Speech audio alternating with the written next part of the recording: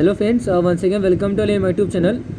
So today here we will learn about the flow of dosha. Okay, that nothing but dosha की गति. Okay, तो बहुत सारे दोष के गति वगैरह डिस्क्राइब हुए. ओके, तो अलग अलग के बेसिस पर अलग अलग के प्रकार वाइज हम क्या करते हैं, उसको क्लासीफाई करते हैं. तो फर्स्ट ऑफ ऑल प्राकृत और वैकृत के अनुसार ओके उनके अकॉर्डिंग हम क्या करते हैं, दो प्रकार में दोष की गति को डिस्क्राइब करते हैं.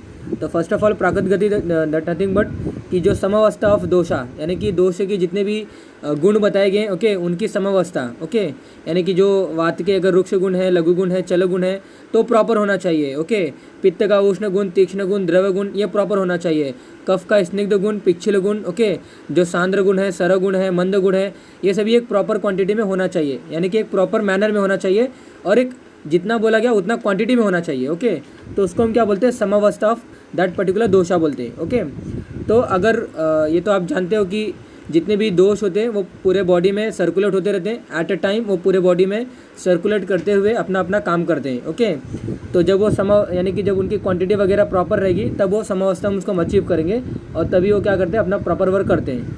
अदरवाइज किसी भी एक्सटर्नल फैक्टर के वजह से या फिर कोई बॉडी के अंदर खुद एक फैक्टर वहाँ पे प्रोड्यूस हो जाता है जिन्हें हम निज हेतु बोलते हैं और आगंतुज हेतु मतलब एक्सटर्नल फैक्टर. ओके, तो एक निज हेतु और आगंतुज हेतु दोनों के कारण क्या होता है, दोष जो होते हैं ना विशिएटेड हो जाते हैं, यानी कि दोषों की जो मान बताए गए हैं, दोषों का जो क्वांटिफिकेशन बताया गया है, यानी कि उनके गुणों का जो क्वांटिफिकेशन बताया गया है कि जो वात के जो भी पर्टिकुलर दिस गुण है और पित्त के दिस गुण है. ओके, तो उनके गुणों में क्या होता है, उनके गुणों में वहाँ पे कमी देखी जाती है या फिर वृद्धि देखी जाती है. ओके, तो इसी को हम क्या बोलते हैं, विकृत गति ऑफ या फिर विकृता ऑफ दैट पर्टिकुलर दोषा, यानी कि वो क्या हो गए, विसिरेड हो गए, यानी कि दुष्ट हो गए. ओके, तो दुष्ट ऑफ दैट पर्टिकुलर दोषा हम उसको ऐसा वहाँ पर टर्मिनोलॉजी बोलते हैं. ओके, तो अगर वो दुष्ट हुए गति अगर फ्लो करते हैं, अगर वो बॉडी में सर्कुलेट करते हैं तो उसको हम क्या बोलते हैं, वैकृत गति बोलते हैं, यानी कि दुष्ट गति बोलते हैं. Okay, affected flow of our dosha, ऐसा हम वहाँ पे उसको टर्मिनोलॉजी देते हैं. ओके,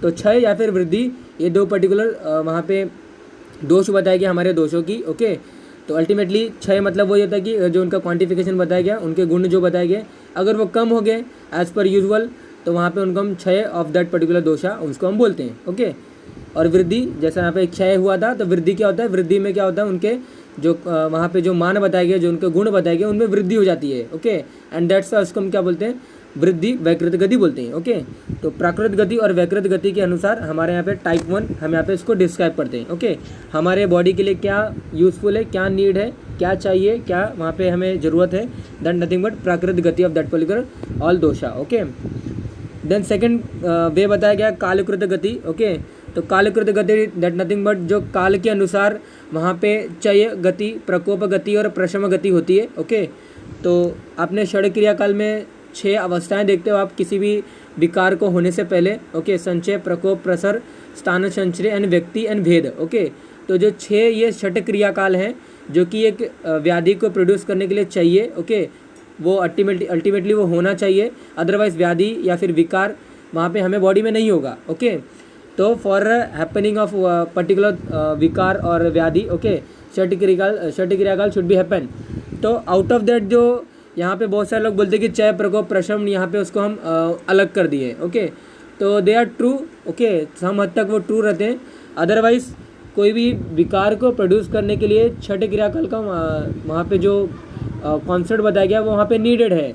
लेकिन ये जो चय, प्रकोप, प्रशम है ना, ये दोष के मतलब ये काल के अनुसार होता है. ओके, तो काल के अनुसार नेचुरली वो क्या होता है कि वहाँ पे जो अलग अलग जो ऋतु बताए गए ना, उन ऋतुओं में कभी इनका संचय होता है, कभी प्रकोप होता है, कभी वहाँ पे प्रशम होता है या फिर वो वहाँ पे शांत हो जाते हैं. ओके, तो ये एज नेचुरली है, वो कभी एक पर्टिकुलर ऋतु में वो उनकी संचिति देखी जाती है, उनके गुणों में, उनके मानों में उनकी वृद्धि देखी जाती है. एंड देन अल्टीमेटली एक ऋतु ऐसा आएगा कि संचय होने के बाद वो प्रकोपित हो जाते हैं. एंड एक ऐसा ऋतु आएगा कि प्रकोपित हुआ जो दोष रहते हैं वो वहाँ पे शांत हो जाते हैं. ओके, बहुत सारे जो विकार वगैरह जो डेवलप होते हैं किसी भी रेस्पेक्टिव ऑफ एनी दोषा ओके वो प्रकोपित अवस्था में देखे जाते हैं. ओके, तो पैथोलॉजिकल अगर स्टेट अगर हम कंसिडर करें तो हमारा षट क्रियाकाल होता है. अदरवाइज जो नेचुरली अगर हम माने ऋतु के अनुसार तो हमारा कालकृत गति हम उसको बोलते हैं. ओके, तो चय, प्रकोप, प्रशम, तो अल्टीमेटली षट क्रियाकाल का 3 जो फेस हैं, चय, प्रकोप, प्रसर, वो यहाँ पे भी हम मतलब वहाँ पे भी उसको डिस्क्राइब किया जाता है। ओके, बट ये यहाँ पे अलग है, ये काल के अनुसार है। ओके, काल के अनुसार ये दोषों का संचय, प्रकोप और प्रशम होता है। ओके, तो वात दोष का जो संचय होता है ग्रीष्म ऋतु में होता है, वर्षा ऋतु में इसकी प्रकोप होती है, और अल्टीमेटली इसका जो शमन है, ओके, इसका जो प्रशमनम है वो शरद ऋतु में हो जाता है। ओके, पित्त दोष जो है एज यूजुअल हमें जितने भी पित्त के विकार देखने को मिलते हैं ना, अल्सर हो गया, वहाँ पे ग्रहणी व्याधि है, ओके, जितने भी व्याधि है, अतिसार व्याधि है, कॉन्स्टिपेशन ज़्यादा है वगैरह, ये सभी जो है ना ये शरद ऋतु में हमें फेस करना पड़ता है, क्योंकि यहाँ पे पित्त का प्रकोप हुआ रहता है। Okay, as naturally. ओके, और अल्टीमेटली ये सभी व्याधि हम इसकी ट्रीटमेंट करते हैं। ओके, एक्सटर्नली ट्रीटमेंट हम लेते हैं और अल्टीमेटली उसको शांत करते हैं, बट वो उसका आक्रमण जो है वो होता ही रहता है। ओके, क्यों? क्योंकि वो प्रकोपित अवस्था में है, क्योंकि वो बाय नेचर उस पर्टिकुलर ऋतु में वो प्रकोपित ही रहेगा। ओके, जैसे ही वहाँ पे हेमंत ऋतु आता है वो शांत हो जाएगा, वो जो अकरेंस ऑफ दैट पर्टिकुलर व्याधि है वो भी शांत हो जाएगी। ओके, तो अल्टीमेटली पित्त का संचय वर्षा ऋतु में, प्रकोप शरद ऋतु में, और हेमंत ऋतु में उसका वहाँ पे प्रशमनम हो जाता है। ओके, कफ ऋतु में हेमंत ऋतु से संचय स्टार्ट हो जाता है, लेकिन जो ऋतु बताई जाती है, ओके, जो एग्जैक्ट जो ऋतु बताई जाती है वो शिशिर ऋतु होता है।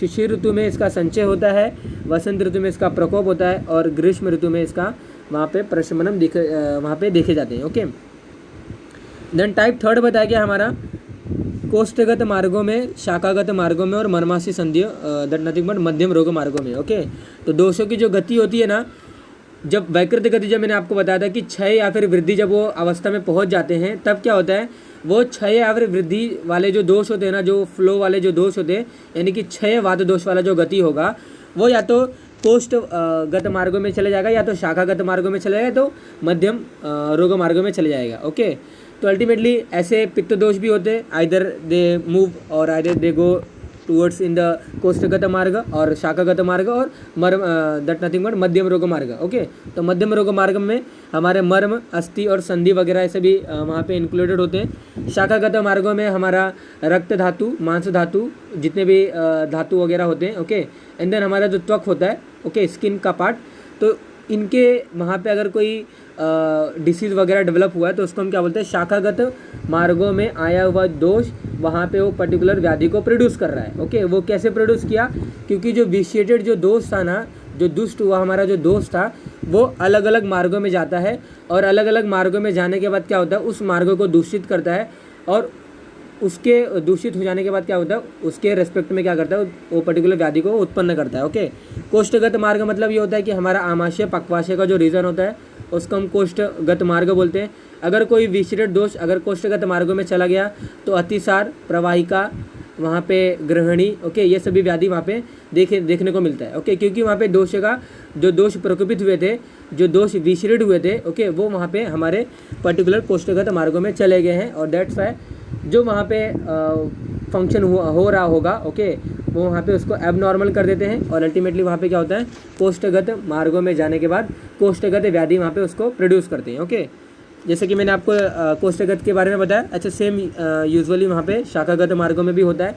शाखागत मार्गों में अगर कोई व्याधि अगर कोई दोष अगर चला गया है तो वहाँ पे एलजी होती है, गलगंड होता है, वहाँ पे बहुत सारे ट्यूमर वगैरह जो होते हैं वो भी होते हैं। ओके, स्किन के जितने भी इरप्शन होते हैं, वहाँ पे विद्रदी है, विसर्प है, कुष्ठ है, ये सभी जितने भी व्याधि हैं, they all belongings from the शाखागत मार्ग। ओके, अल्टीनस वो पर्टिकुलर दोष अगर शाखागत मार्गों में नहीं जाएंगे, हमारे रक्त धातु, मांस धातु अगर इन समय में नहीं जाएंगे, यानी कि शाखागत मार्गों में नहीं जाएंगे, तो जो भी मैंने व्याधि बोला, अलजी, गलगंड, गंडमाला, ओके, कुष्ठ, विसर्प, विद्रदी, ये सभी व्याधि हमें नहीं होंगे। ओके, ऐसे ही सेम मध्यम रोग मार्ग में अगर कोई व्याधि चली गई है, अगर कोई दोष चला गया है, तो वहाँ पे क्या होगा, पक्षवध, पक्षाघात, पैरालिसिस वगैरह होगा, हृदय रोग, शिरोरोग। ओके, वहाँ पे ये सभी व्याधि वहाँ पे होती है। ओके, दैट्स वाई दोषों का जो प्राकृत अवस्था है वो मेंटेन होना चाहिए, वो नीडेड होना चाहिए। ओके, तो जो दोषों की गति है वो they can go either in the कोष्ठगत मार्ग, either they can go in the शाखागत मार्ग,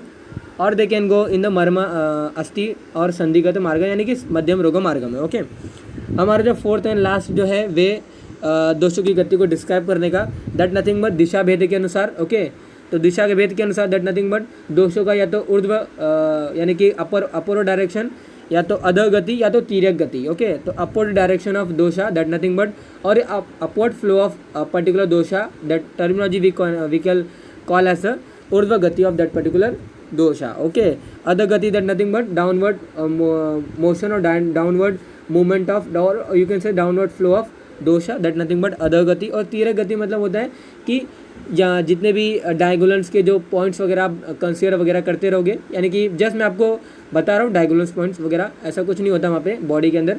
जस्ट आपको समझना चाहिए कि ऊपर या फिर नीचे, और जितने भी मिडल का पार्ट है, जो ट्रंक का पार्ट है, अगर उसमें अगर कोई दोष वगैरह संचिति वगैरह उनकी होती है या फिर उनका एंटर होता है, तो उसको हम क्या बोलते हैं, तिर्यक गति ऑफ दैट पर्टिकुलर दोषा बोलते हैं. ओके, तो यहाँ पे हमने 4 प्रकार से दोषों के गति को डिस्क्राइब किया. लास्ट हमने देखा दिशा भेद के अनुसार. देन मैंने यहाँ पे आपको बताया कि रोग मार्गों के अनुसार यहाँ पे जो मार्ग बताए गए हमारे आयुर्वेद में. ओके, तो त्रयो रोग मार्ग इति शाखा बर्मास्ति कोष्टम च. ओके, तो 3 रोग मार्ग हैं. अगर वो 3 रोग मार्ग में अगर दोष जाते हैं तो अलग अलग वो व्याधियों को प्रोड्यूस करते हैं. ओके, देन कालकृत्य के अनुसार मैंने आपको बताया संचय, प्रकोप, प्रश्रम वगैरह. ओके, देन फर्स्ट जो हमारा टाइप था, जिसको मैंने बताया आपको कि प्राकृत और वैकृत गति के अनुसार दोषों के गति का यहाँ पे मैंने आपको वर्णन किया. ओके, तो that is regarding for our today's class. Thank you.